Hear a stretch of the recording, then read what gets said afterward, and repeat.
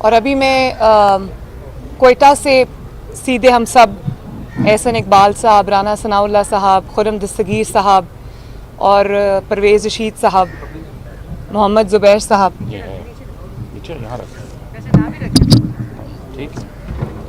تو ہم لوگ ابھی سیدھے کوئٹہ سے واپس آ رہے ہیں، اور کیونکہ لاہور کی ڈائریکٹ فلائٹ نہیں تھی تو وایا کراچی پھر ہمیں آنا پڑا۔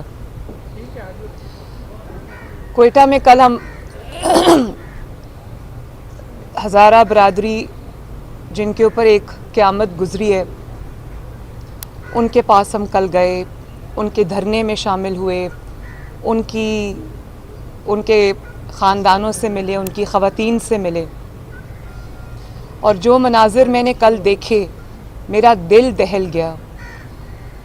کوئی وہاں پر ایسا، وہ جو کان کن شہید ہوئے ہیں، محنت کش تھے بیچارے، کئی 100 فٹ کئی 100 میٹر زمین کے نیچے جا کے اور کانوں کے اندر جا کر انہوں نے اپنی روزی جس طرح وہ کماتے تھے، جس طرح بے دردی سے اور بے رحمانہ طریقے سے جس طرح ان کے گلے کاٹے گئے، بہت بڑی ہیومن ٹریجڈی ہے۔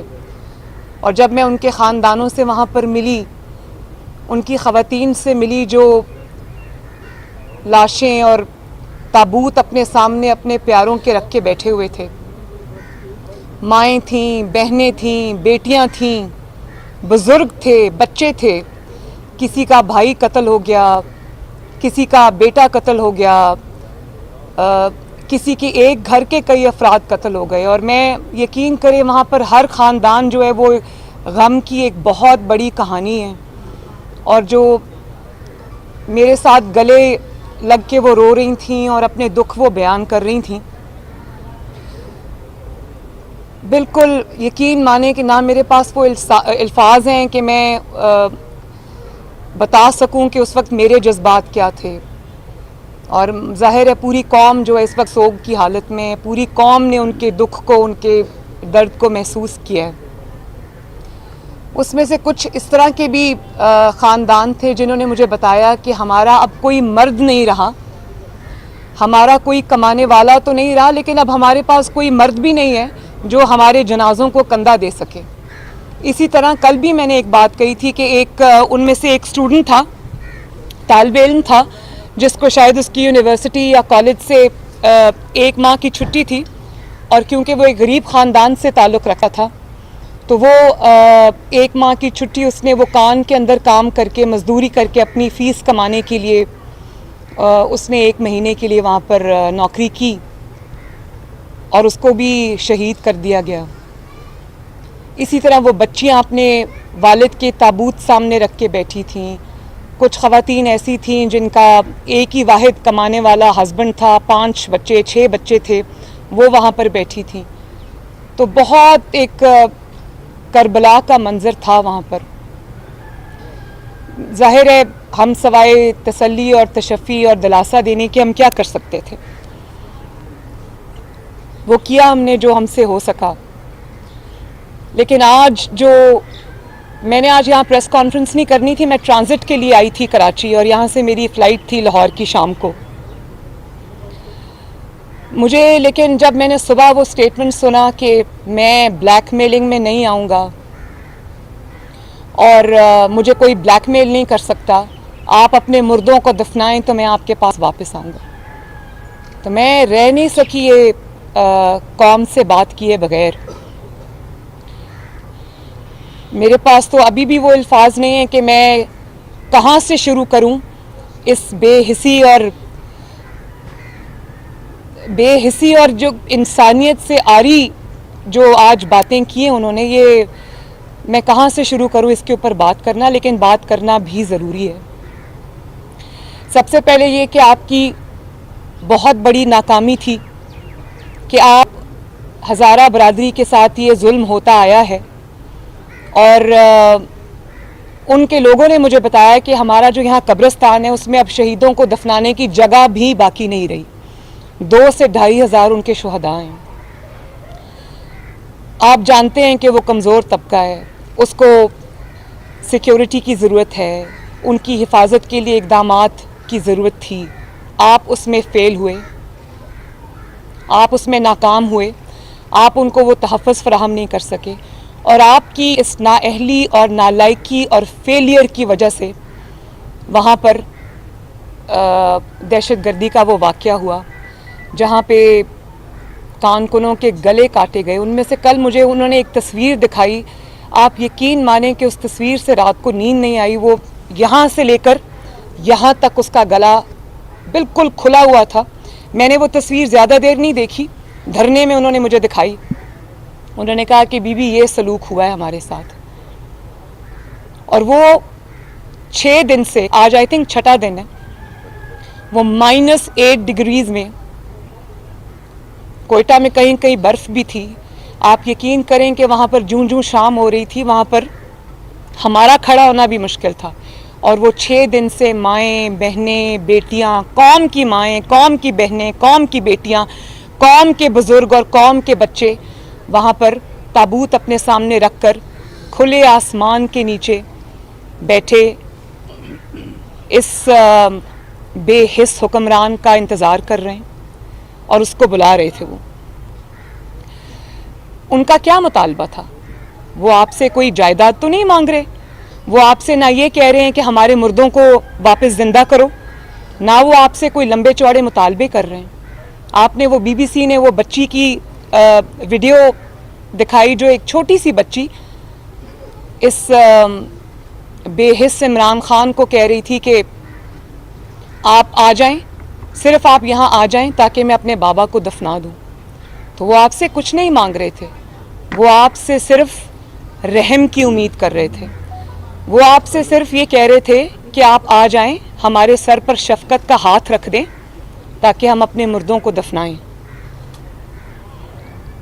ہمدردی کے 2 بول وہ آپ سے چاہتے تھے. میں نے جب ان سے پوچھا کہ آپ کا کیا مطالبہ ہے تو انہوں نے کہا کہ بی بی ہمارا کوئی مطالبہ نہیں، ہم صرف یہ چاہتے ہیں کہ حکمران جو ہے وہ خود یہاں پر آئے اور آ کے ہمارے زخموں پر مرہم رکھے اور ہمیں یہ دلاسا دے کہ آئندہ ہمارے ساتھ اس قسم کے واقعات نہیں ہوں گے. اور پھر آپ ان کو کہتے ہیں کہ وہ آپ کو بلیک میل کر رہے تھے. وہ تصاویر ہیں، میں ذرا یہ قوم کو دکھانا چاہتی ہوں.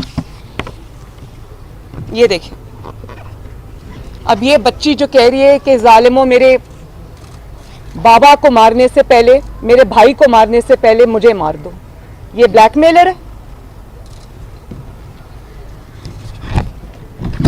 یہ 2 بچیاں تھیں جو مجھے وہاں پر ملی. ان 2 بچیوں نے مجھ سے ایک ہی بات، مجھے اپنے بھائی کی، بالکل ینگ بھائی تھا، ایک کا ایک تھا، ایک کا دوسرا تھا، مجھے تصاویر دکھائیں اور کہا دیکھو یہ میرا بھائی ہے، اس کا گلا کاٹا. اب یہ مجھے بتائیں یہ بلیک میلرز ہیں؟ یہ دونوں اتنا روئیں کہ یہ میرے سامنے، یہ مریم اورنگزیب بھی وہاں پہ موجود تھیں، یہ بے ہوش ہو گئی تھی روتے روتے. یہ بلیک میلرز ہیں؟ اور یہ جو 2 بچیاں بیٹھی ہیں، ایک کا والد قتل ہوا ہے اور دوسری کا بھائی، یہ بلیک میلرز ہیں؟ اور پھر آپ نے کہا کہ دنیا میں کوئی وزیر اعظم جو ہے وہ اس طرح بلیک میل ہو کر کہیں نہیں جاتا. بھئی دنیا کے وزرائے اعظم کی تو چھوڑو، دنیا کا جو بھی وزیر اعظم ہے، کبھی بھی وہاں پر اگر ہیومن ٹریجڈی ہو جائے تو سب سے پہلے جو شخص وہاں پر پہنچتا ہے وہ آپ کا سربراہ ہوتا ہے.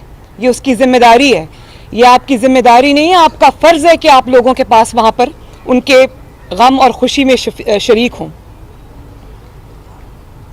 تو آپ یقین کریں کہ یہ جو آج سٹیٹمنٹ آیا ہے کہ یہ لوگ مجھے بلیک میل کر رہے ہیں، مطلب لاشیں جنہوں نے اپنے آگے رکھی ہوئی ہیں اور جو صرف یہ کہہ رہے ہیں کہ آپ آئیں، تشریف لائیں تاکہ ہم اپنی لاشوں کو دفنائیں، وہ بلیک میلرز ہیں.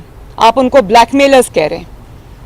اور وہ یہ میں نے کبھی اپنی پوری زندگی میں، جب آپ کو اللہ تعالیٰ حکمرانی دیتا ہے تو آپ میں عاجزی آ جاتی ہے، آپ میں اللہ تعالیٰ کا خوف آ جاتا ہے، آپ کا سر بوجھ سے جھک جاتا ہے. مگر میں نے یہ جو سٹیٹمنٹ آج سنی ہے تو میرا تو دل دہل گیا ہے. یہ اتنی سفاکی، اتنی بے رحمی اور اتنی غفلت اپنے فرائض سے اور اتنا تکبر، ہم صرف آپ کے لیے دعا کر سکتے ہیں. بلکہ میرا خیال ہے کہ ایک قدم آگے بڑھ کر ایک لفظ مجھے کہنا پڑے گا کہ یہ فرعونیت ہے. کہ آپ خود کہتے ہیں کہ جو ملک کا سربراہ ہوتا ہے وہ والد کی طرح ہوتا ہے. میں نے کل بھی آپ کے بچوں کو دعا دی تھی کہ اللہ تعالیٰ کرے کہ آپ کے بچوں کو کبھی کوئی تکلیف نہ آئے, لیکن آپ خود کہتے ہیں کہ سربراہ والد کی طرح ہوتا ہے. تو اگر خدا نخواستہ آپ کے گھر میں یہ آفت آتی تو کیا آپ ان کو بھی بلیک میلرز کہتے, یہی بات کرتے؟ بہت ویسے ہر شخص حیران ہے, 22 کروڑ عوام حیران ہیں کہ آپ جا نہیں سکے, لیکن ہمدردی کے 2 بول تو آپ بول سکتے تھے. اور پھر آپ یہ کہتے ہیں کہ اپنے مردوں کو دفناؤ, میں تب آؤں گا. آپ شرطیں لگا رہے ہیں ان کے ساتھ. بھئی جن لوگوں کی تم چیخو پکار پر نہیں گئے, آہو بکا پر نہیں گئے, ان کے مردے دفنانے کے بعد اگر تم ان کے پاس جاؤ گے تو ان کو تمہاری کیا ضرورت ہے؟ جب تم ان کے دکھ کی گھڑی میں ان کے ساتھ شریک نہیں ہوئے تو اس کے بعد تم جتنی دفعہ مرضی جاؤ, تمہارے نہ جانے کی کوئی حیثیت ہے, نہ تمہارے جانے کو تب کوئی مانے گا. کتنے مستقبل اجڑ گئے, کتنی ماؤں کی گودیں اجڑ گئیں, کتنے بہنوں کے بھائی چلے گئے, قیامت ٹوٹی ان لوگوں پر. کھلے آسمان کے نیچے وہ بیٹھے ہیں اور آپ لاشوں کے ساتھ ضد لگا کر بیٹھے, آپ لاشوں کے ساتھ مقابلہ کر رہے ہیں, آپ مظلوموں کے ساتھ مقابلہ کر رہے ہیں اور ضد لگا کے بیٹھے. آپ کی انا اور تکبر جو ہے وہ آپ کو وہاں